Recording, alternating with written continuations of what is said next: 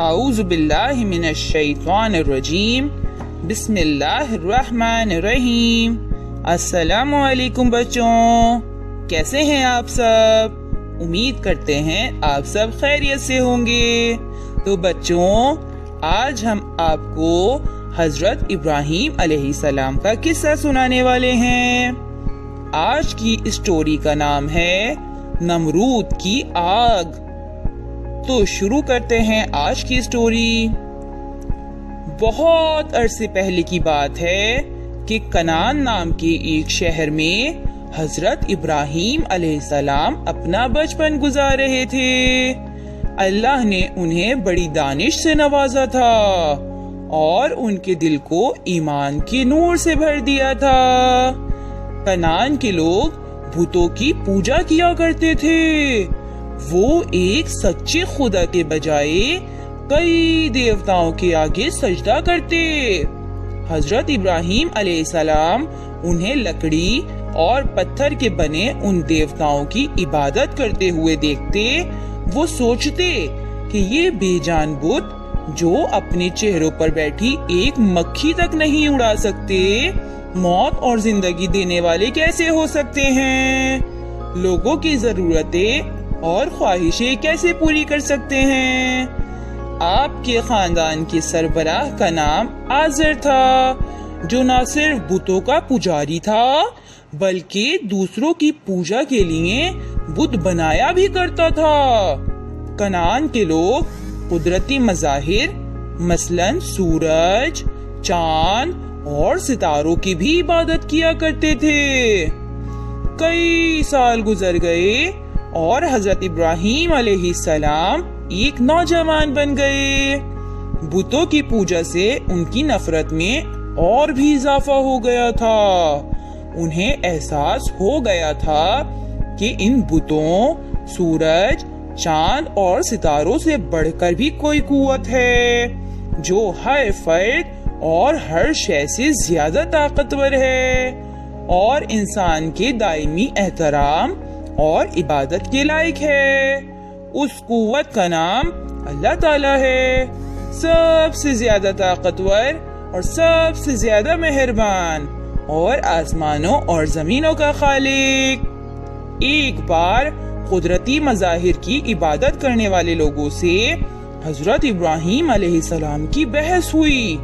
آپ نے کہا کہ ستارے اور چاند دن کے وقت غائب ہو جاتے ہیں اور جب رات آتی ہے تو سورج غروب ہو جاتا ہے، یعنی غائب ہو جاتا ہے۔ اگر ایسی چیزیں ایک مستقل حالت میں بھی نہیں رہ سکتی تو پھر یہ ہماری عبادت کی مستحق کیسے ہو سکتی ہیں؟ آپ نے انہیں یہ بھی بتایا کہ یہ چیزیں معبود نہیں بلکہ خدائے واحد و برتر کی نشانیاں ہیں جو پوری کائنات کا مالک ہے۔ اسی طرح آپ نے بتوں کی پوجا کرنے والوں سے بحث کی اور انہیں بتایا کہ یہ بے جان شبیہیں اور مورتیاں کسی کو نقصان یا فائدہ نہیں دے سکتی۔ لوگوں نے آپ کے دلائل پر کان دھرنے سے انکار کر دیا۔ اپنا موقف ثابت کرنے کے لیے حضرت ابراہیم علیہ السلام نے ایک منصوبہ بنایا۔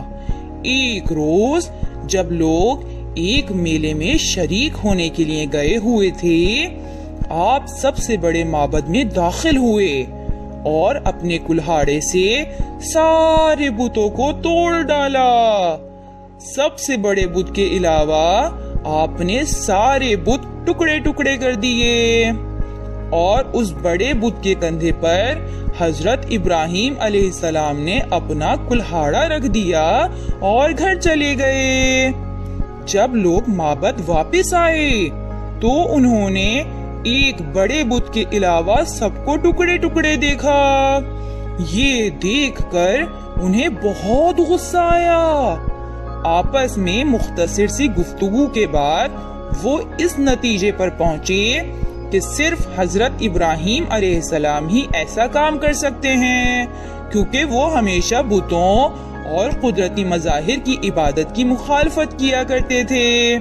انہوں نے حضرت ابراہیم علیہ السلام کو بلوایا۔ جب آپ پہنچے تو انہوں نے آپ سے اس واقعے کے بارے میں دریافت کیا۔ حضرت ابراہیم علیہ السلام نے کہا کہ انہیں اس باقی بچے رہنے والے بڑے بت سے سوال پوچھنا چاہیے، کلہاڑا تو اس کے کندھے پر ہے، تو یقیناً باقی بتوں کو اسی نے توڑا ہوگا۔ لوگوں نے کہا کہ بت اپنی جگہ سے ذرا سی جنبش بھی نہیں کر سکتا، بت اپنی جگہ سے نہیں ہل سکتا، لہٰذا ایسا کوئی کام اس کے بس سے باہر ہے۔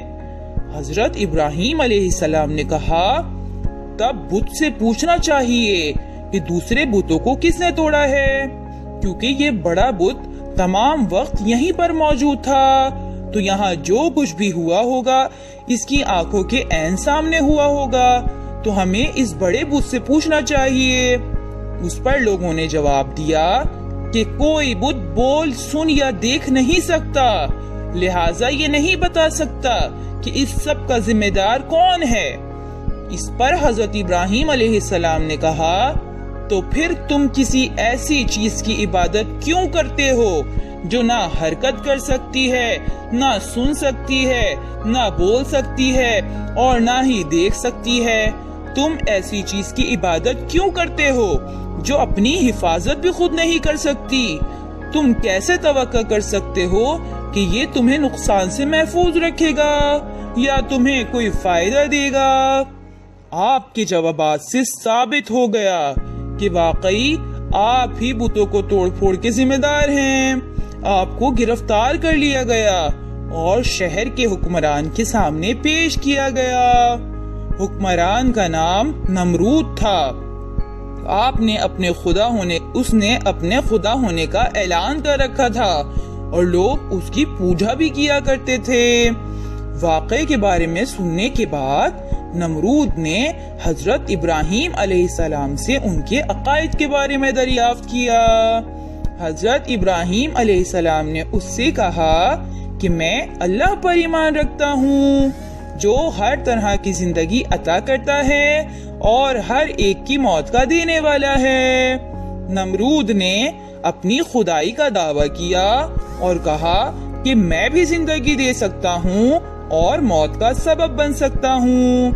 اپنا دعویٰ سچ ثابت کرنے کے لیے اس نے سزائے موت پانے والے ایک قیدی کو رہا کر دیا اور ایک بے گناہ انسان کو قتل کروا ڈالا۔